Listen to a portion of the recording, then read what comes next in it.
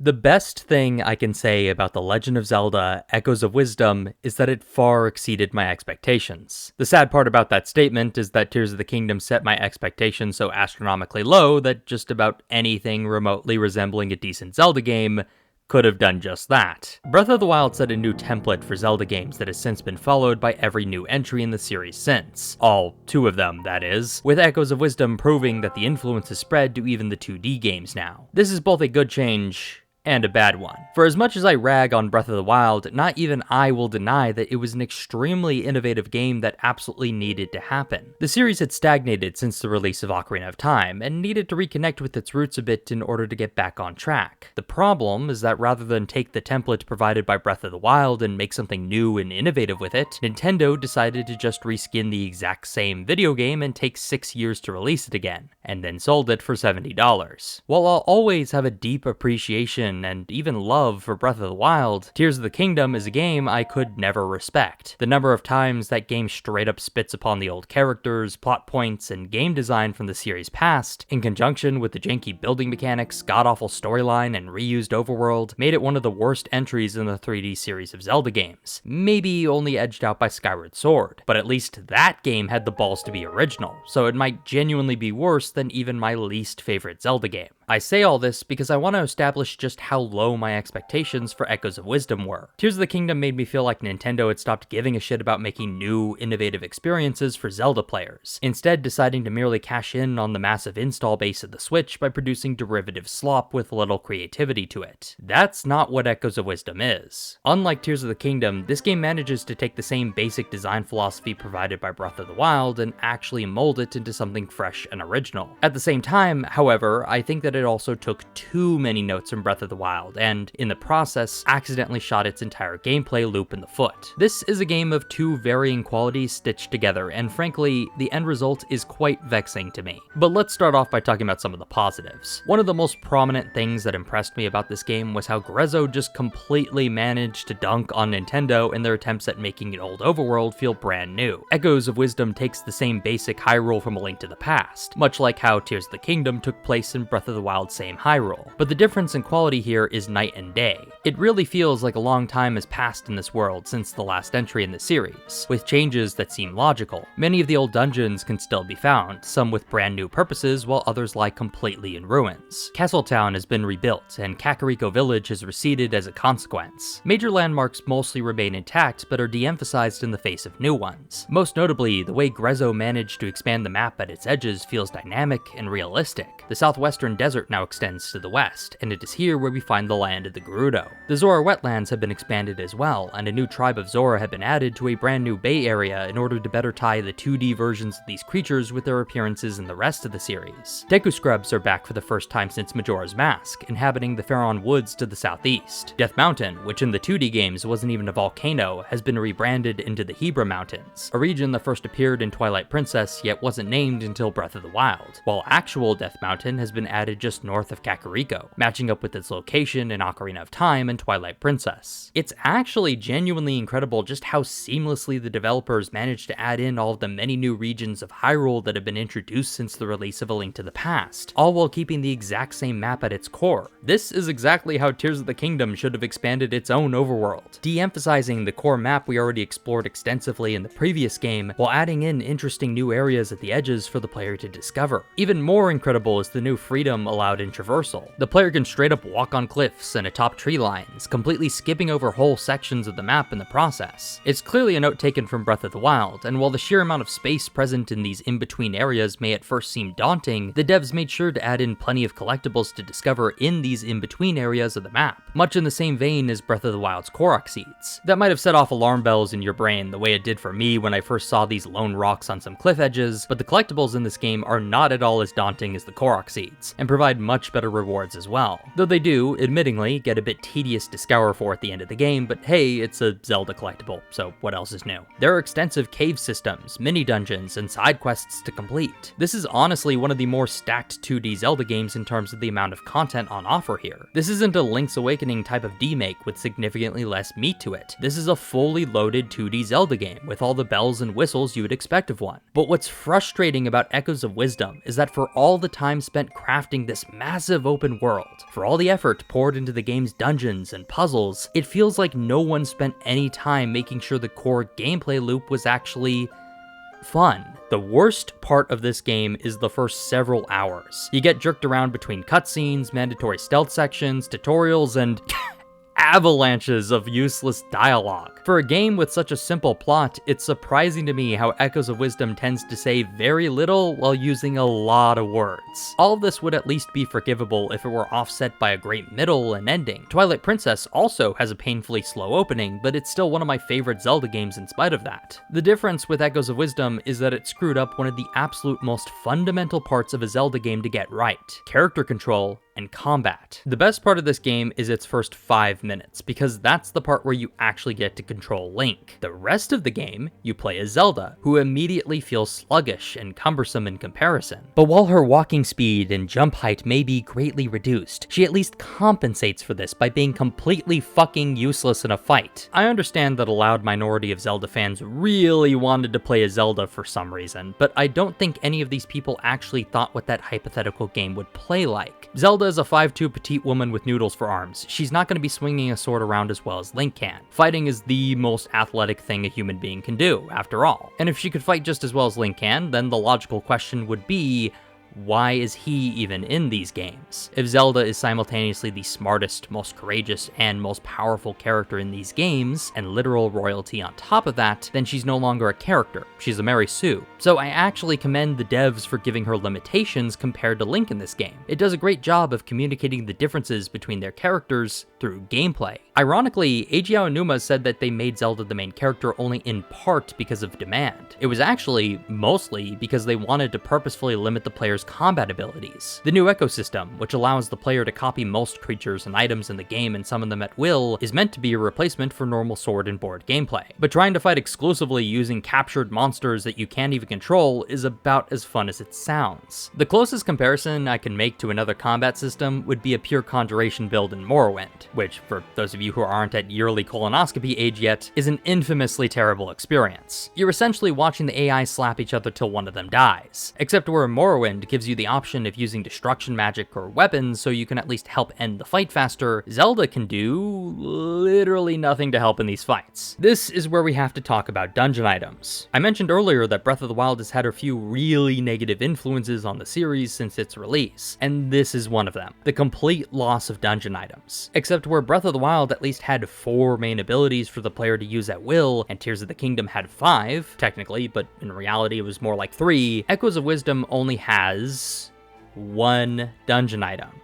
I'm not fucking kidding. The Tri-Rod is all you get in this game. Technically speaking, yes, there are these things called automatons that you can acquire during an extensive side quest, but they're just metal versions of already existing enemies. In other words, they're more AI minions for you to throw at your opponents. Not even the Breath of the Wild era games had this little variety to their combat. It's genuinely baffling to me that at no point did any of the developers think that maybe, just maybe, they should add in at least 1 or 2 or 5 more abilities for Zelda to use. This is honestly the game's biggest downfall. The moment-to-moment gameplay is just straight up not fun. Worse still, you would think that in a game so dedicated to the premise of wisdom, the combat would be de-emphasized in lieu of more puzzle solving. And while there are a fair number of decent puzzles in this game, don't get me wrong, for some reason, combat seems to be an even bigger focus of Echoes of Wisdom than any other 2D Zelda game I have ever played, which is all of them. Bosses are absolute damage sponges in this game. These are by far the longest lasting boss fights in the 2D series of games, and the amount of Breath of the Wild style monster camps in the overworld is staggering for such a compact game world. Combine the sponginess of enemies with the need to summon AI every time you want to fight them, and this creates the worst combat system ever implemented in any Zelda game. Yes, I'm including Zelda 2, Phantom Hourglass, and Skyward Sword in that assessment. Zelda 2 might have had problems with its enemy design, but at least Link actually controls decently well, and the combat can be serviceable, if nothing else. Phantom Hourglass is played with a fucking stylus, but the designers purposefully de-emphasized combat for that exact reason, so at least you aren't bogged down by its bad controls. And for as much as the Wii Remote might not properly pick up all your inputs, I can at least see the appeal of one-to-one sword movement. It's genuinely novel to be able to see your character on screen match your real-life movement. movements, and there is at least some mechanical skill involved in swinging your sword. By contrast, the Echoes don't have any novelty or appeal to them, and I say this as someone who genuinely likes playing a necromancer in RPGs. If even me, a guy who plays a conjuration mage in fucking Skyrim, can't have any fun playing around with this mechanic, then either it's too undercooked or the devs needed to add in a little more variety to the game's combat. It doesn't help that the UI is absolutely atrocious to sift through. Seriously, what is this menu? How does a game from the year 2024 have a worse UI than goddamn Morrowind? This game has a bajillion spells in it, and even it figured out, back in 2001, how to display a proper spell menu. Even Zelda 2, a direct affront to God, has a better spell menu than Echoes of Wisdom. Did you know that this game had UI designers?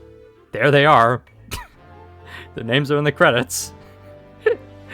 Must have been one cushy job, considering they just copy and pasted Tears of the Kingdom's god-awful UI without adding anything of substance. The saddest thing of all is that the Sword Fighter form, a temporary buff which allows Zelda to channel Link's abilities for a short period of time, was clearly added late in development in order to offset the tedium of combat. And funnily enough, by the end of the game it actually worked. I literally ignored the ecosystem for the last 5 or so hours of gameplay because I had fully upgraded the Sword Fighter form and built my character for it using the right accessories. By the end of things, I was basically playing as Link again, and it was the most fun I had with the entire game. If this is the best Nintendo can do with a playable Zelda, then they really need to consider shelving the idea until they come up with something better. And the sad part is that the solution is so simple, it's practically staring this team in the face. Magic! Zelda is a powerful sorceress. We see that in at least half of these games, and it's actually her whole playstyle in Super Smash Bros. Why not revive the magic system from past games and give it to her? The loss of magic is one of the most tragic things about the post-N64 Zelda games, and I would be so happy to see it return, especially for a character who, canonically, should be able to cast plenty of it. If I was able to combine Echoes who do the melee fighting for me alongside powerful destruction magic like the kind we see in past games, then I can only imagine the kind of strategy such a combat system would bring to the table. Instead, what we got here is the worst playable Zelda game in series history, and I do not say that lightly. At the very least, the parts in between combat are an absolute joy to experience. Graphically, the game retains the same art style as the Link's Awakening remake, which already was one of the best looking games on the Switch, but the completely new models and sound design really gives these graphics a big kick in the ass. Performance has been an issue I've seen a lot of people, particularly mainstream game journalists, talking about, which is funny because they're giving this disaster of a combat system a 9 out of 10, but I guess a couple frame drops are unforgivable. Tells you where the priorities of game journalists tend to lie. While I did notice a lot of stuttering in Castletown in particular, as well as a few other key locations, it honestly wasn't ever that debilitating to the moment-to-moment experience. And it's especially forgivable given just how completely shit the hardware they're making this game for is. But then again, I've been playing 20 FPS Zelda games for the last several months straight for the sake of my last 2 reviews, so I'll admit my performance standards for video games are really low right now. I'm not dismissing the criticisms, I'm just saying that of all the complaints these people could be expressing about this game, performance is literally the most mild one of all, and maybe that was the point. If you're a game journalist trying to keep a good relationship with Nintendo in order to keep your early access to review copies, focusing on an objective yet minor complaint like frame drops might be the wisest decision. But sometimes FPS drops are worth the visuals, especially if the gameplay is as mind-numbing as it is in Echoes of Wisdom. This ain't exactly Elden Ring, where every frame matters. And visually, this is clearly the best looking entry in the 2D series of Zelda games. Something I thought to myself while playing the Link's Awakening remake was just what a shame it was that all the work that Grezzo put into the water would go to waste on a game that didn't do much of anything with it. Because remember, this was an 8-bit title made for the Game Boy. This was what the water looked like in that game. And it seems the devs thought the exact same thing, because the diving mechanics in this title have been drastically emphasized compared to Link's Awakening, or hell, most other Zelda games in general. I just got done playing Majora's Mask for the 6th time, and while that game still, without a doubt, has the best swimming mechanics in any video game ever, even it didn't emphasize underwater exploration as much as Echoes of Wisdom does. Not only are these aquatic zones visually impressive, but they're also compact and full of fantastic puzzles, easily housing some of the best underwater content since Twilight Princess. It's funny to me that a 2D Zelda game made completely from scratch tackled underwater exploration, while Tears of the Kingdom left that part of its overworld completely untouched, but I think that goes to show just what a massive step up this game is from its predecessor in terms of creative use of a familiar landscape. Music is another area I have to praise. This is easily the best soundtrack the series has seen since The Link Between Worlds, at the very least. Breath of the Wild soundtrack barely existed and was, on average, pretty terrible, while Tears of the Kingdom stepped things up a tiny bit due to the contributions of Masato Ohashi, who is also the lead composer of this game, no surprise there. He's a really good composer, having been responsible for the Sky Island theme, Lookout Landing, the incredible Colgera theme, Zora Waterworks, and the final boss music, all from Tears of the Kingdom. Seeing his name at the top of these credits for this massive list of composers was a real treat, and easily explains why the soundtrack was so consistently good this time around. Not only are the majority of these tracks absolute bangers, but they also tell the stories of each area through their music, something the Zelda series hasn't done since Koji Kondo was the one composing for it. Take the two Zora themes, for example. Music ends up playing a big part in the story during this section of the game, since the two Zora chieftains need to play their signature instruments in harmony to please Lord Jabu Jabu, a large wind-based horn for the River Zora with bongo drums for the bass line, and a harp for the Sea Zora, with soft flutes accompanying it. Now, I'm going to play you each area's theme, without telling you which Zora tribe either song belongs to, and I want you to see if you can hear, through the music, which song belongs to which tribe.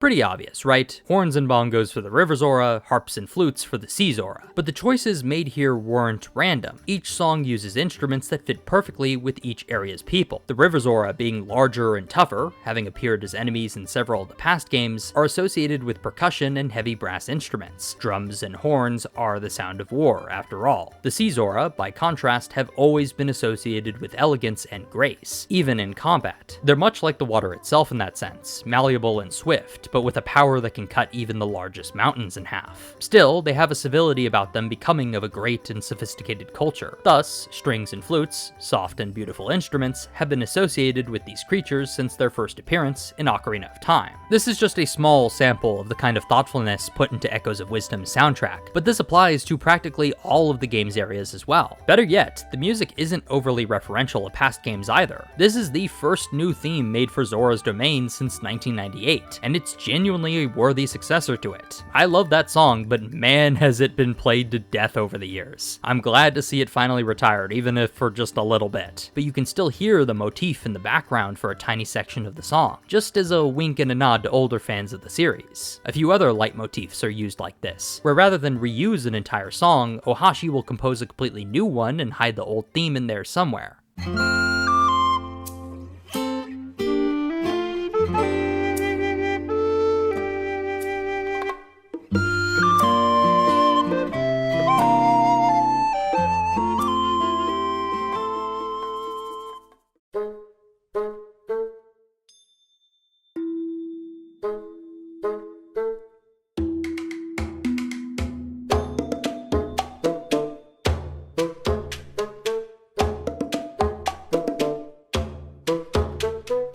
The best part about this is that Ohashi is young and new to Nintendo, having only joined in 2019. With a few more years of experience, and with the right decisions from Nintendo, I could easily see this guy becoming the successor to Koji Kondo that the series has desperately needed for years now. The last thing I want to talk about before ending this video is what, in my opinion, is the most important part of any Zelda game to get right: dungeon design. This is something the Zelda series has struggled with for almost 2 decades now. Twilight Princess was the last game in the series to craft any amazing dungeons, and that game came out in 2006. The DS games presented interesting concepts every now and then, but nothing too incredible. Skyward Sword had great visuals and atmosphere, but the actual level design and puzzles were infantile, handholdy, and ultimately unfun. Link Between Worlds was decent, but without anything truly stand out or incredible. And Breath of the Wild, Oh my god, these are actually the worst dungeons in the entire series. Seriously, a fucking Skyrim dungeon's better than this shit. The Divine Beasts all had the same aesthetic, same basic goals, same music, same brain-dead puzzles, same brain-dead gimmick. They suck. They fucking suck. And Tears of the Kingdom wasn't much better in that regard, though there were at least some improvements to the music and atmosphere, though that was offset by having to drag around an AI companion the whole time. Echoes of Wisdom, by contrast, is much better in this regard, with the majority of its dungeons cracking at least the midpoint of a Zelda dungeon tier list, and the very best among them even cracking the top of that list. But it doesn't start that way. The first 3 dungeons are extremely weak. It is a staple for Zelda games to present 3 introductory dungeons to get the player acclimated to Zelda dungeon design, but of all the introductory dungeons I've so far analyzed in my series of Zelda reviews, these are definitely the weakest of all of them.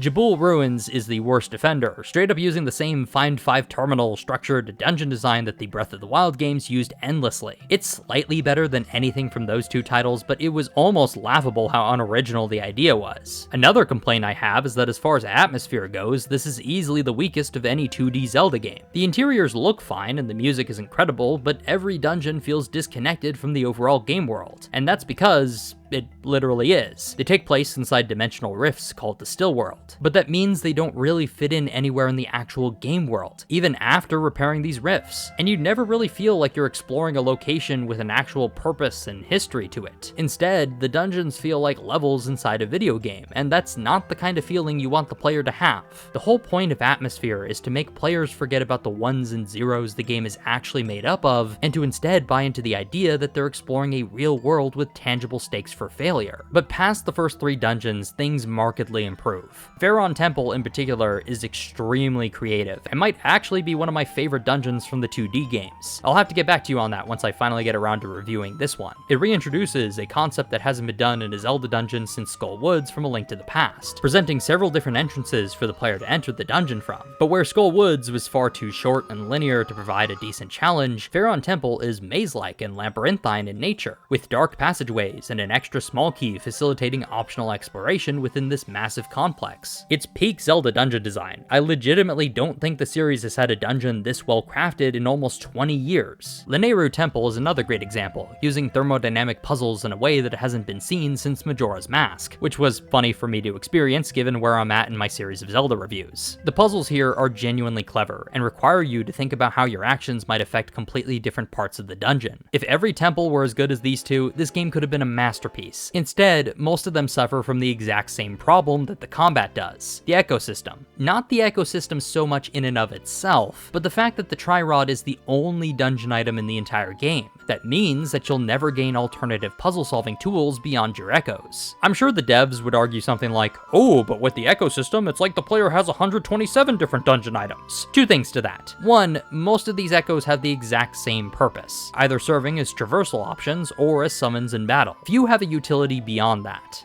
Ignizol will set things on fire and a water block will extinguish it, but the 3 types of Dark Nuts, 9 types of Moblins, 3 types of Degubabas, and so many more do nothing but attack your enemies. Even with Fire Keys, Flame Octoroks, Slugmas, and Ignizols, there isn't much difference in how they light things on fire. They just do the same thing in slightly different ways. Because there are no new additions to Zelda's moveset, there's no growth in her combat abilities. I already explained this, but additionally, it also means that there's no expansion of her puzzle-solving abilities either. This means that most puzzles will be solved in the exact same ways. Move this here, summon this there, use 6 beds to create a staircase. It's funny that there were all these memes being made about the bed stairs based on nothing but the reveal trailers alone, but legit, this is actually the most important traversal item in the entire game, because it's the cheapest, simplest solution to traversing a vertical space. Don't get me wrong, there are a couple puzzles in this game that were super creative and did require outside of the box thinking on my part, but oftentimes this game has the same problem as Breath of the Wild and Tears of the Kingdom, where there's a clearly intended solution that can be easily trivialized by a game system which allows for too much freedom. The entire lead up to Elden Temple tries to teach the player about using flying echoes to glide, but I just used beds, stones, items and water blocks to progress instead, because why would I do anything else? It's literally the easiest and most reliable way to travel in this game, since gliding is entirely dependent on these air currents. In fact, I didn't even realize that I was technically doing it wrong until a post-dungeon quest literally required the gliding as part of a minigame, and I doubt I'm the only person who didn't even learn about this mechanic until it was literally required. One of the greatest joys of Zelda is the growth and power the player feels over time, to pass by old parts of the game world and to realize you can now traverse an area that was previously impassable. Compare Link at the beginning of A Link to the Past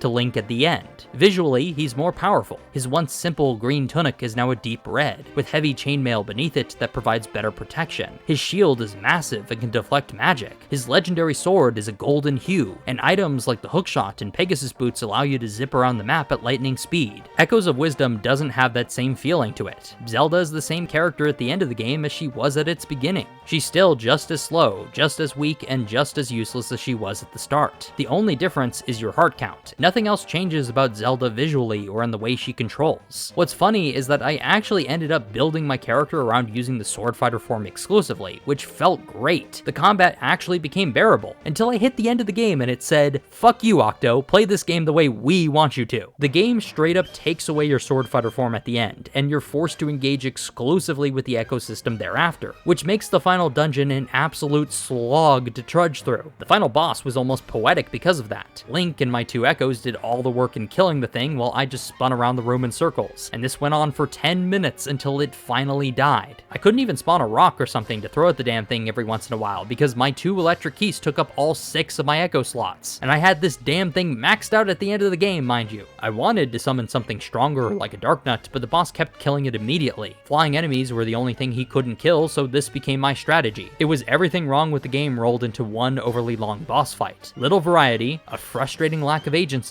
and me wishing the whole time that I was just playing as Link again. Or better, that I could use some goddamn magic to help out a little bit. AI Zelda has done more in past final boss fights than my playable version of her did here in Echoes of Wisdom. That is a sad yet completely true statement, which I think perfectly encapsulates everything wrong with this game.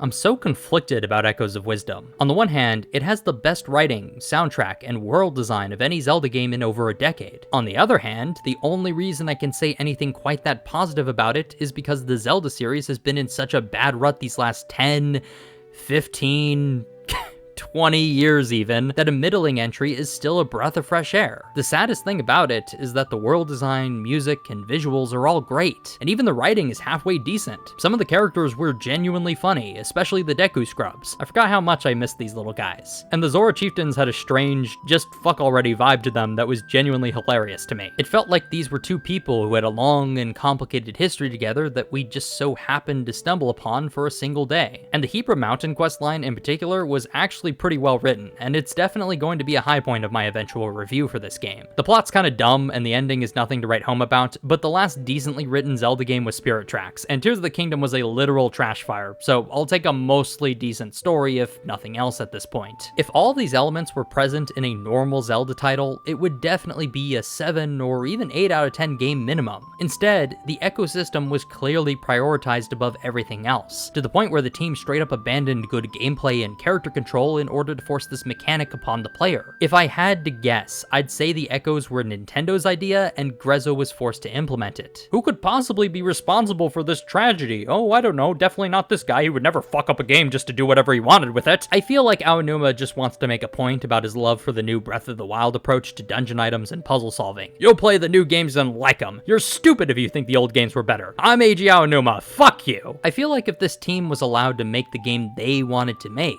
without being forced to inject an out-of-place gimmick into the mix, then they'd be capable of creating something truly special. Instead, what you get is a game with a lot of smart ideas that's marred by absolutely terrible execution. If you're considering buying this game, only do so if you're prepared to experience something you'd have to force yourself through for a bit, because it takes at least a couple hours before the game gets kinda good. If you love the Breath of the Wild style games for their exploration, then you'll probably be able to find it in your heart to forgive the awful moment-to-moment gameplay. But if combat was a major draw for you to these games, or if you're not ready to slog through a slow burn like this, then Echoes of Wisdom probably isn't the game for you. But if there's any silver lining, it'd probably be the sheer love displayed towards Ocarina of Time and many of the other old games. You can tell the writers loved old Zelda lore as much as I do, because the timeline placement and world design matches perfectly with this game following the events of Ocarina and A Link to the Past. Clearly there are people working at Nintendo and Grezzo both who love the old games just as much as they love the new ones, and that gives me some hope. Hope that maybe one day we'll finally get a worthy successor to Ocarina of Time, a game that finally, truly lives up to the precedent set